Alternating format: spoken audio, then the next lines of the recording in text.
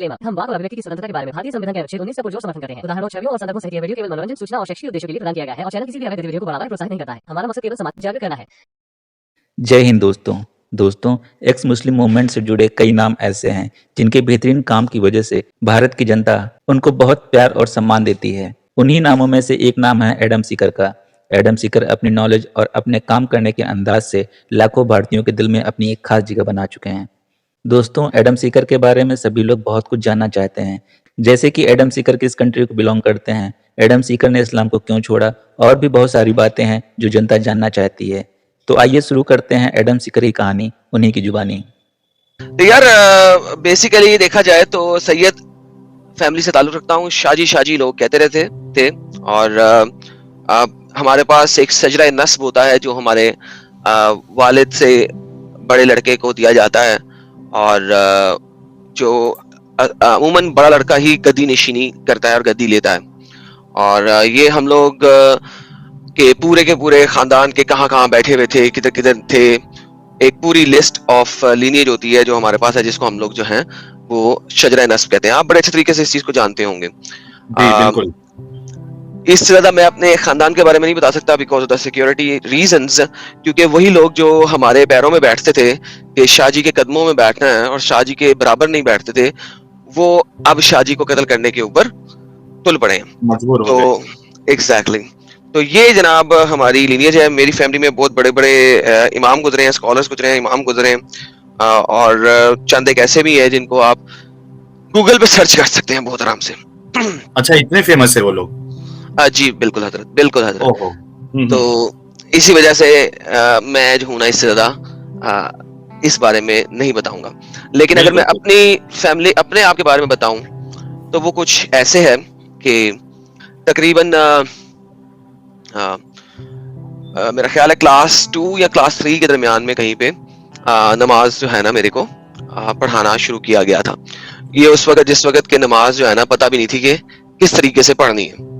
तो वहाँ उस टाइम के ऊपर खड़े हो गए वालिद के साथ, जमात में खड़े हो गए, कुछ समझ आ रही है कुछ नहीं समझ आ रही है, कभी ऊपर देख लिया कभी नीचे देख लिया, यानी यू नो द स्टैंडर्ड। क्योंकि बच्चे को तो इतना आपको पता नहीं पता होता कि क्या हो रहा है क्या नहीं हो रहा, लेकिन मस्जिद में जाना है और खड़े होना है और ये सब कुछ करना है। मैं तकरीबन आप कह लें कि 5वीं 6वीं में था जिस वक्त जो है ना मस्जिद अपने मोहल्ले वालों के दोस्तों के साथ जाना शुरू कर दिया और जाते थे सारा कुछ वगैरह वगैरह। रोजे रखने शुरू किए थे कोई 8 साल की उम्र से 9 साल की उम्र से। तब 1-2 रोजे रखे पहले साल, सख्त गर्मियों के रोजे थे, सख्त गर्मियों के, मुझे बहुत अच्छे तरीके से याद है।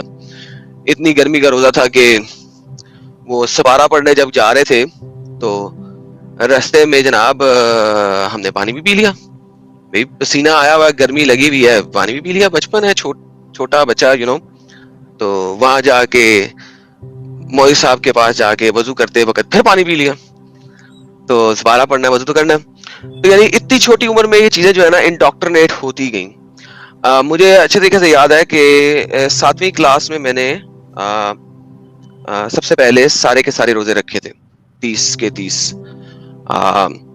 और उसके बाद मुझे नहीं याद पड़ता कि मैंने कोई भी रोजा अपनी जिंदगी का छोड़ा हो, सवाई इसके कि बीमारी की वजह से कुछ रोजे मुझे मुलतवी करने पड़े एक दफा रमजान में, वरना रोजे कभी नहीं छोड़े।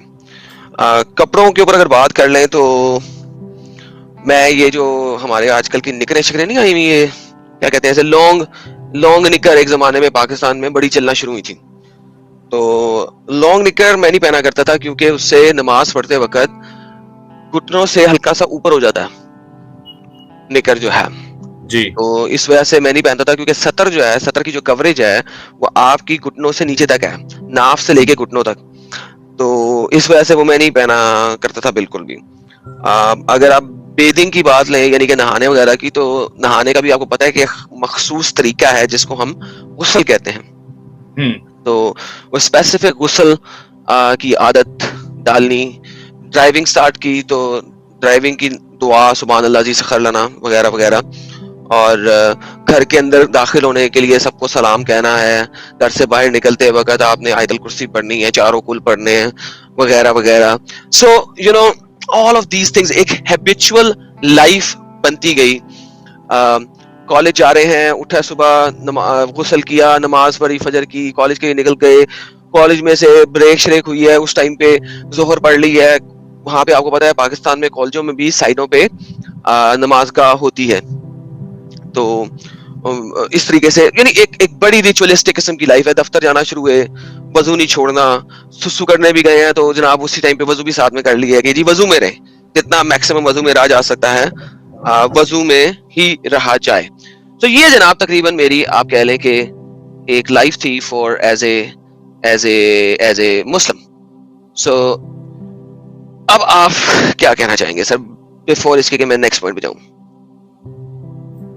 یعنی آپ نے جس طریقے سے پریزنٹیشن بنایا ہے ایڈم, یہ واقعی میں یعنی قابل تعریف ہے, کیونکہ اب تک کے ہم نے جتنے ایپیسوڈ اسلام سے انسانیت تک کے کیے ہیں کوئی بھی پریزنٹیشن کے ساتھ نہیں آیا تھا. لیکن پریزنٹیشن اس کے لیے ضروری ہوتا ہے کہ آپ کے پاس پوائنٹس اویلیبل ہوتے ہیں کہ آپ کو بات کیا کرنی ہے, ورنہ بنا پریزنٹیشن کے آپ کبھی کبھار بھٹک جاتے ہو اور بھول جاتے ہو کہ مجھے بتانا کیا ہے. ایڈم فرسٹ ٹائم ساحل کے چینل پر اپنا انٹروڈکشن دینے ود پریزنٹیشن آئے. اس سے صاف ظاہر ہوتا ہے کہ ایڈم اپنے کام کے پرتی کتنے سیریس ہیں. چلیے ایڈم جی آپ کنٹینیو کریے. جی, تو میں نے جیسا کہ بتایا کہ دفتر جاتے وقت بھی اب میں یعنی بڑے ہو گئے ہیں, بچپن کی لائف بڑے ہو گئے ہیں, وہ چیزیں آپ کے اندر رچ بس گئی ہیں, ایک روٹین بنتی گئی ہے. اماموں کو سنا بہت, اپنے تایا کو بھی سنا بہت جو کہ گدی پہ تھے, اور بجائے اس کے کہ میں خود تفسیر کو کھول کے پڑھتا, بجائے اس کے کہ میں خود ان حدیثوں کو جان کے اندر گھس کے دیکھتا, میں نے صرف جو ائمہ اکرام ہمارے بتا رہے ہیں اس تک اپنی زندگی کو محدود رکھا. اور ہمیں بچپن سے کہا جاتا تھا کہ تم قرآن کو خود نہیں سمجھ سکتے, تم قرآن کو خود نہیں سمجھ سکتے, تو قرآن کو صرف اور صرف جو علماء دین ہیں جو اس منصب کے اوپر فائز ہیں صرف وہ سمجھا سکتے.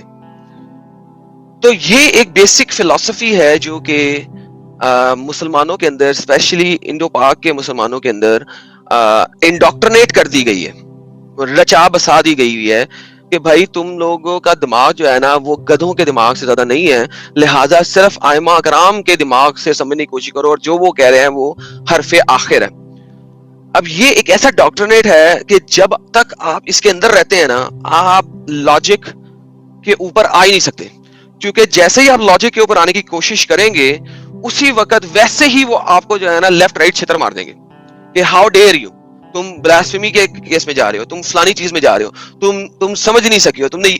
سو ایک بہت ہی ڈفرنٹ انڈوکٹرینیشن ہے جو کہ ہمارے پاکستان میں اسپیشلی, اور میں کہتا ہوں کہ انڈیا میں بھی یہ بہت زیادہ جو ہے نا, انڈونیشیا میں اور ملیشیا میں, یہ تمام نون عرب کنٹریز کے اندر جو ہے نا آپ کو یہ بسا دی گئی ہے, رچا دی گئی ہے کہ عربی تو سمجھ نہیں سکتے, عربی ایک جو ہے نا ایک حوال زبان ہے, اس کو آپ سمجھ نہیں سکتے. قرآن جو ہے وہ عربی میں ہے اور عربی میں ہی آیا ہے, اور وہ جب تک آپ ایک خاص مقام پہ نہیں چلے گئے آپ نہیں سمجھ سکتے. اسکالرز جو ہیں آپ تفسیروں کے بغیر قرآن کو نہیں سمجھتے, لیکن جو تفسیر ہے اس کو بھی سمجھانے کے لیے اماموں کی ضرورت ہے. اچھا, اسی کے ساتھ ساتھ اگر ہم دیکھیں تو آج آپ کے ڈھیر سارے لوگ آ کے یہاں پہ چیخے مارتے ہیں بھائی یہ حدیث تو ضعیف ہے, یہ حدیث تو ضعیف ہے. کیا آپ کے امام ضعیف حدیثیں نہیں بولتے پاکستان کے اندر؟ بالکل بولتے ہیں, بالکل بولتے ہیں. تو آپ کی کتب کیا کہتی ہیں ضعیف حدیث کو؟ کتب یہ کہتی ہیں کہ اگر آپ کوئی بات سمجھا رہے ہیں کسی کو اور وہ بات آپ اپنی طرف سے سمجھانے کی کوشش کر رہے ہیں, اٹ از فار بیٹر, یہ بہت اچھا ہے کہ آپ ایک ضعیف حدیث کو, یعنی کہ پاکستان میں کہا جاتا ہے ضعیف حدیث کیونکہ زواد پاکستان میں زا سے بولا جاتا ہے, تو آپ ایک ضعیف حدیث کو بول دو, وہ زیادہ بہتر ہے کہ آپ ایک اپنے طریقے سے کوئی بات بولنے کی کوشش کرو. Point number 1. پوائنٹ نمبر 2, جو ضعیف حدیث ہوتی ہے اس کا بھی جو اوتھینٹیکیٹ ہونے کا, اس کے متن کے اوتھینٹیکیٹ ہونے کا 45% سے 85% تک کا چانس ہوتا ہے. سو دا چانس یعنی کہ اس کی پروبیبلٹی کہ ایک ضعیف حدیث کا متن، میں متن کی بات کر رہا ہوں، چین کی بات نہیں کر رہا، جو متن ہے اس کا صحیح ہونے کے جو پروبیبلٹی ہے وہ اپ ٹو 85% ہے کہ وہ صحیح ہوگی، وہ صحیح ہوگا متن. میں منکر حدیث کی بات نہیں کر رہا، میں ان حدیث کی بات نہیں کر رہا جن کو فیبریکیٹڈ حدیثیں کہتے ہیں، مدود حدیثیں کہتے ہیں. نو نو نو نو، میں ضعیف حدیث کی بات کر رہا ہوں. اچھا، ضعیف حدیث پہ اگر آپ کوئی کام کرتے ہیں تو اونلی تھنگ جو آپ اس پہ نہیں کر سکتے وہ ہے پنشمنٹ کا اطلاق، کہ آپ پنشمنٹ جو ہے وہ ضعیف حدیث سے ریفر کر کے ایک پنشمنٹ نہیں دے سکتے، یعنی کہ شرن جو پنشمنٹ ہے وہ آپ ضعیف حدیث سے نہیں دے سکتے. لیکن اگر آپ کسی چیز کو سمجھانے کے لیے، بتانے کے لیے، انڈاکٹرنیٹ کرنے کے لیے وغیرہ وغیرہ، آپ صحیح حدیث کو 100% یوز کر سکتے ہیں. اور آپ کے میجر علماء اکرام، علماء دین نے، چاہے وہ کسی بھی مذہب آف اسلام سے کیوں نہ ہو، چاہے وہ حنبلی ہو، مالکی ہو، حنفی ہو، شافعی ہو، کوئی بھی ہو، انہوں نے اپنے کتب کے اندر یوز کیا ہوا ہے. ایون آپ جو میجر اسکالر ہے جس کو آپ ابن کثیر کہتے ہیں، جو اس وقت چونکہ وہ بڑا صاف اسکالر ہے، اس نے بہت ساری چیزوں کو نکال کے پڑھے پھینک دیا اور صرف اچھی پپو چیزوں کو رکھا. ابن کثیر نے بھی اپنی تفاسیر کے اندر کئی مرتبہ ضعیف حدیثوں کو ریفر کیا ہے. تو کیا ضعیف حدیث آپ یوز نہیں کر سکتے؟ It is stupidity. اور پاکستان میں اگر میں ایک بہت ہی عام ایگزامپل لوں، 72 حوروں کی ایگزامپل، بہت ہی عام ایگزامپل لے رہا ہوں میں ڈیپ ایگزامپل ہو جا ہی نہیں رہا. یہ پاکستان کی مساجد میں ہر دوسرے تیسرے دن بولی جاتی ہے، ہورا ہورا ہورا، 72 ہورا، محمد نے تیرے سے 72 ہورا رکھیاں اتھے.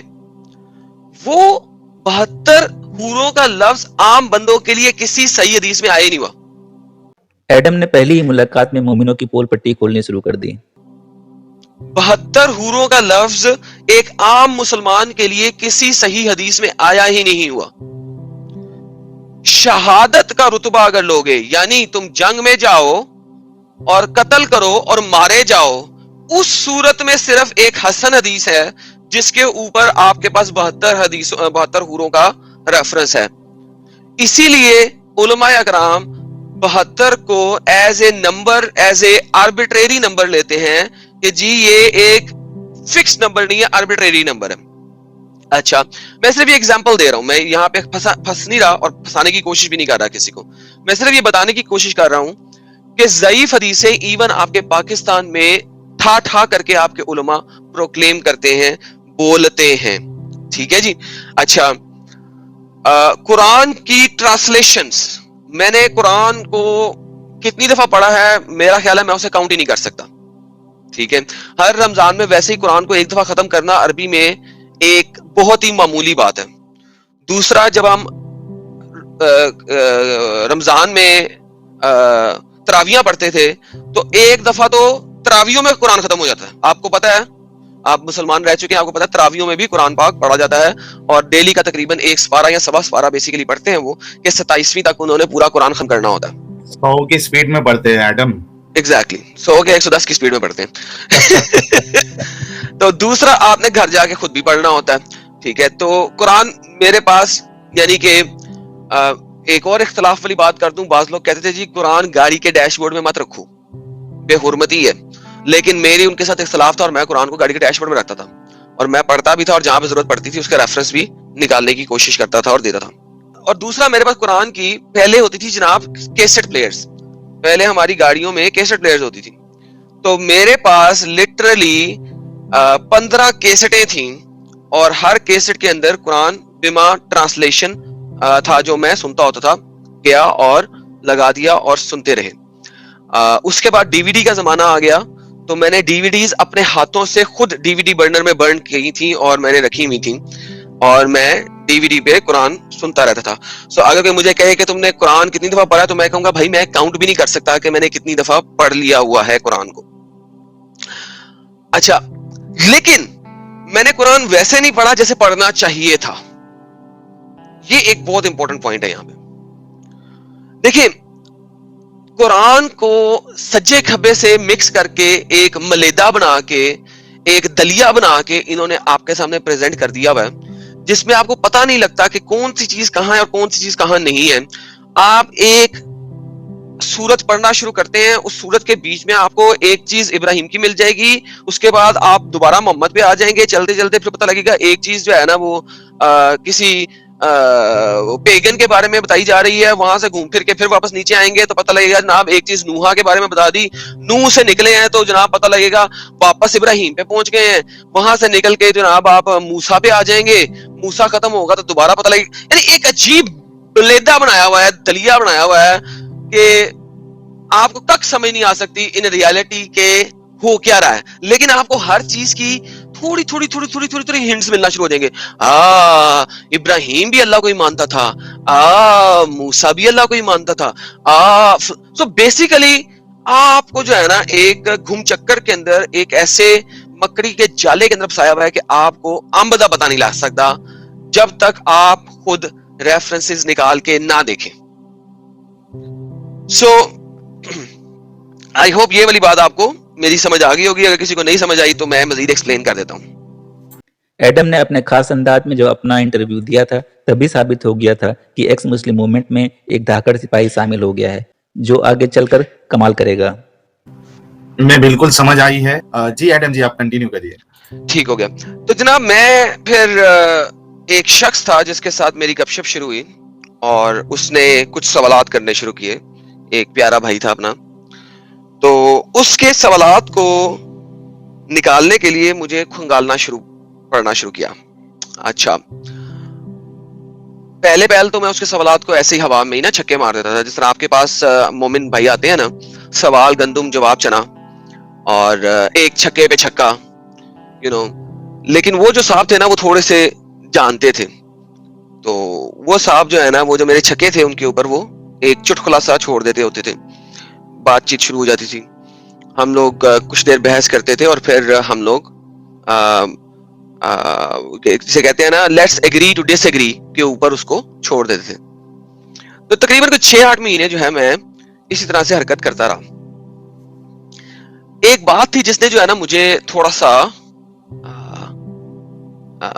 खंगारा कि नहीं यार यहाँ पे मसला है, और वो बात थी जनाब के इजराइल और पैलेस्टाइन की, कि जी इजराइल तो यहूदियों को अल्लाह ने वैसे ही दे दिया हुआ है कुरान के मुताबिक, तो फिर मुसलमान वहां पे जाके अपना हक क्यों मांग रहे हैं, तो पैलेस्टाइन जो है वो कहां से आ गया है बीच में और वगैरह वगैरह। यहाँ पे जाके जब कंगालना शुरू किया तो पता लगा वाकई यार ये बात तो सच्ची है। कुरान की सूरह नंबर 6 की आया नंबर मेरे ख्याल में 20 से 26 या 20 से 28, मैं देख लेता हूँ, अभी मैं वेरीफाई कर लूंगा, अभी मेरा दिल नहीं था, लेकिन ये बात आ गई तो एकदम से मुझे याद आ गया। तो यहाँ पे जब ये वाला सीन शुरू हुआ तो आई वाज लाइक यार कोई ये तो मसला चल रहा है, ये तो वाकई मसला है। तो यानी कि मुसलमानों यानी हम लोगों ने बाद में जाके वाकई इजराइल के ऊपर कब्जा किया है, तो हम लोग किस बात पर हैं, हम लोगों ने कब्जा किया। फिर एकदम उससे बात हुई एक दफा और, तो उसने कहा यार ये मरियम जो है इसको कह दिया भाई या उख्ता हारून, तो हारून तो मूसा का भाई था, तो मैं कहा नहीं ये या उख्ता हारून जो है ये वो भाई इसके रमजे में नहीं है, ये रमजे में है कि उसकी लीनियज में से है। तो कहता है जी उसकी लीनियज में भी नहीं बन सकती क्योंकि ये तो 2 डिफरेंट ट्राइब्स हैं, मूसा की ट्राइब और मरियम की ट्राइब, ये दोनों ट्राइब ही फर्क हैं, एक ट्राइब ऑफ लीवाई से है और एक ट्राइब ऑफ जूडा से है, तो ये तो ट्राइब्स भी फर्क हैं, तो ये तो बहन भाई भी नहीं बन सकते, यानी कि ये लीनियज का रेफरेंस भी नहीं बन सकता, तो ये उख्ता हारून क्यों बन गया। तो यहाँ पे जनाब आके एक बार फिर से जो है ना जरा गेम खराब हुई, लेकिन वंस अगेन मैं अभी बहुत स्ट्रॉन्ग था अपने बिलीफ के अंदर। यार तुम्हें नहीं पता, तुम जो हो ना वो क्रिश्चियनों की बाइबल से चीज निकाल के लेके आ रहे हो, तुम्हें क्या पता, वो तो वैसे ही करप्टेड है। तो यहाँ से जो है ना जरा कुछ बातें ऐसी स्टार्ट हुई जिसमें कि मुझे जरा रिसर्च करना पड़ा। तो जब मैंने रिसर्च करना शुरू हुआ तो मुझे एहसास हुआ कि यार कोई गेम खराब हो रही है और काफी ज्यादा खराब हो रही है। तो 1 सेकंड दीजिएगा भाई। ओके जी, थैंक यू भाई। मैं वापस आ गया। अच्छा, यहाँ पे फिर हमारी कुछ बातें शुरू हुई मोहम्मद के बारे में। मोहम्मद के बारे में जब बातें शुरू हुई तो आपको पता है मोहम्मद बड़ा टची सब्जेक्ट होता है मुसलमानों के लिए। तो हम मोहम्मद को जब मुसलमान थे बड़े ही हाईली दर्जे के ऊपर रखते थे और हमें यह था कि जी मोहम्मद से ज्यादा अच्छा शख्स दुनिया में कोई पैदा ही नहीं हुआ ना। तो وہاں پہ کچھ جو ہے نا مسئلے مسائل اس نے کچھ ایسی واہیات باتیں کی کہ غصہ تو مجھے ایسا آیا کہ کسون مار کے نا اس کے دانت ہی توڑ کے باہر نکال دوں. لیکن چونکہ اس وقت میں پاکستان میں موجود نہیں تھا تو میں یہ حرکت نہیں کر سکتا تھا. اگر میں پاکستان میں موجود ہوتا تھا شاید اس کے 2-4 دانت باہر نکال ہی چکا ہوتا. اور اگر میں خالی اکیلا یہ کام نہ کر سکا ہوتا تو شاید 4-5 دوستوں کو آواز دے کے مل کے اس کی ہم نے صحیح دھلائی کر دی ہوتی. تو وہ جناب میں نے پھر کہ یار اس بات کے اوپر تو میں نے ذلیل کرنا ہی کرنا نا کتے کو. میں اپنے جذباتوں کی بات کر رہا ہوں اس وقت. تو جب اس کو سرچ کرنا شروع کیا میں نے تو میں بڑے مسئلے پھنس گیا کیونکہ جو وہ کہہ رہا تھا وہ سچا کہہ رہا تھا. کہ اگر اس نے کہا ہے کہ محمد نے عورتوں کا ریپ کیا ہے تو وہ بیسیکلی ریپ ہی ہے. ہم چاہے کہہ دیں کہ جی وہ رائٹ ہینڈ پوزیسڈ عورتیں تھیں, سیدھے ہاتھ کی غلام عورتیں تھیں, لیکن آپ سے جو مرضی کہہ لو وہ ریپ ہے. اگر ہلاکو خان اور جنگیز خان جب یہ کر رہے ہیں اور وہ باندیوں کے ساتھ سیکس کر رہے ہیں تو آپ اس کو تو ریپ کہہ رہے ہو. جب محمد باندیوں کے ساتھ کر رہا ہے اور اپنے دوستوں میں اور اپنے ساتھیوں میں وہ باندیاں مٹر اور گاجروں کی طرح بانٹ رہا ہے تاکہ وہ ان کے ساتھ سیکس کریں, تو بھائی اس کو بھی آپ ریپ ہی کہو نا. اس کو کیوں ریپ نہیں کہہ سکتے؟ آپ کے ڈبل سٹینڈرڈ کیوں ہیں؟ ہلاکو خان ریپر, محمد ریپر نہیں, حالانکہ دونوں کام ایک ہی کر رہے ہیں. ٹھیک ہے, محمد زانی نہیں ہے لیکن ہلاکو خان زانی ہے. کیسے؟ ایڈم کی اسی بے باک انداز کے سبھی دیوانے ہیں, اور سب سے خاص بات یہ ہے کہ ایڈم سیکر بنا کسی ریفرنس کے کوئی بھی بات ہوا میں نہیں کرتے ہیں. ٹھیک ہے نا. پھر محمد کے بارے میں بہت اچھی اچھی باتیں لکھی ہوئی ہیں جو کہ ہمیں پتہ ہے, ہم اس کا اطلاق بھی کرتے ہیں, مانتے بھی ہیں اس کو. میں آج بھی مانتا ہوں کہ چند بڑی اچھی اچھی باتیں لکھی ہوئی ہیں. ٹھیک ہے, لیکن جو باقی باتیں لکھی ہوئی ہیں ان کو ہمارے علماء اکرام کیوں نہیں بولتے؟ اور وہ صحیح ہیں, 100% صحیح حدیثوں میں لکھی ہوئی ہیں. ٹھیک ہے, اور آج کل کے جو اسکالرز ہیں وہ ان باتوں کو ضعیف کرنے کے اوپر کیوں تلے ہوئے ہیں؟ کیوں بھائی؟ جب وہ لکھی ہوئی ہیں, پروکلیم ہے, 18ویں صدی تک وہ صحیح ہے. ٹھیک ہے, وہ آج کے دن میں آپ لوگ عائشہ کی ایج کو بھی 18 کرنے کی کوشش کر رہے ہیں, جبکہ عائشہ کی ایج 9 سال کی عمر میں محمد نے اس کے ساتھ ڈنگ ڈونگ بنگ بونگ کیا. یہ آپ کی متواتر حدیث کے اندر آتا ہے, یعنی کہ تواتر کے ساتھ آ رہا ہے, ملٹیپل چین آف نریشنز کے ساتھ آ رہا ہے کہ عائشہ خود بول رہی ہیں. اگر عائشہ کو اپنی ایج کا خود نہیں پتا تھا تو یار دور فٹے منہ عائشہ سے 40% کے قریب حدیثیں عائشہ سے آ رہی ہیں نریٹڈ, ان سب کو اٹھا کے ڈسٹبن میں پھینک دو کہ عائشہ کو تو اپنی ایج کا نہیں پتا تھا, وہ کوئی اور بات کیسے صحیح کر دے گی. تو یس, محمد نے 53 سال کی عمر میں 9 سال کی عائشہ کے ساتھ زبردستی کی. میں اس کو زبردستی ہی کہوں گا, پہلے نہیں کہتے تھے ہم. ہمارے پاکستان میں پچھلے سال یا 2019 میں یا 2020 میں, مجھے اب یاد نہیں ہے کس سن میں, 2019 یا 20 میں, ویری ریسنٹلی ایک سندھ کے بندے نے تقریباً 72-74 سال کا بندہ تھا, اس نے 72-74 ایئرس کے قریب بندہ تھا, اس نے 14 سال کی لڑکی سے شادی کی. پاکستان کے نیوز چینلز کے اوپر آ گیا جی اس بندے نے کتنا ذلیل بندہ ہے, ظالم بندہ ہے, اس عمر میں اتنی چھوٹی لڑکی کے ساتھ شادی کی, یہ وہ وغیرہ وغیرہ. میں کہتا ہوں کہ کوہرام مچ گیا. لوگ گئے جناب اس کا انٹرویو لینے, فیس بک پہ, واٹس ایپ کے اوپر جناب, میں کہتا ہوں اس کا انٹرویو لینے گئے. انٹرویو شروع ہوا ہے, جناب کیا حال ہے آپ کے؟ کہتے جی بالکل ٹھیک ٹھاک, میں فٹ فاٹ ہوں جی, ہٹا چکا بٹا ہوں, میں یہاں پہ 8 میل کی جو ہے نا دوڑ لگا لیتا ہوں, یہ وہ وغیرہ وغیرہ وغیرہ, جو اس نے اپنے بارے میں بتانا تھا. اس نے کہا جی آپ نے 14 سال کی لڑکی سے شادی کر لی ہے. کہتا جی محمد نے 53 سال کی عمر میں 6 سال کی لڑکی سے شادی کی تھی, اور 9 سال کی جب ہوئی تھی تب اس کے ساتھ سیکس کیا تھا. قرآن میں کسی جگہ پہ نہیں لکھا ہوا کہ آپ چھوٹی بچی سے شادی نہیں کر سکتے. میں دیوبندی ہوں, اور دیوبندوں کی جو کتاب ہے بہشتی زیور, اس کے اندر لکھا ہوا ہے بہت اچھے طریقے سے کہ آپ چھوٹی صغیرہ کے ساتھ شادی کر سکتے ہیں, اور آپ کے اوپر کسی قسم کا کوئی سن نہیں ہے اگر اس کو آپ ضرر نہیں دے رہے ہیں, یعنی کہ سیکس کرتے وقت اگر اس کو کوئی نقصان نہیں پہنچتا. بائی دا وے بہشتی زیور میں اس سے بھی زیادہ کی چیزیں لکھی ہوئی ہیں, بہت گندی لکھی ہوئی ہیں. اگر کوئی مسلمان آتا ہے اور کہتا ہے کہ نہیں جی دکھاؤ, میں بہشتی زیور بھی دکھا دوں گا.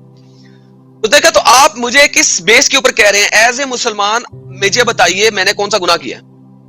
سر مجال ہے کہ اس انٹرویو کے بعد کوئی ایک رتی بھر بھی کوئی ویڈیو آئی ہو پاکستان کے نیوز چینل کے اوپر, کیونکہ اس نے کہا ہے کہ نعوذ باللہ آپ جب میرے اوپر فنگر اٹھا رہے ہیں تو نعوذ باللہ آپ حضرت محمد صلی اللہ علیہ وسلم کے اوپر فنگر اٹھا رہے ہیں. سر مجال ہے کیونکہ چینل نے کچھ کہہ دیا اس کے بعد.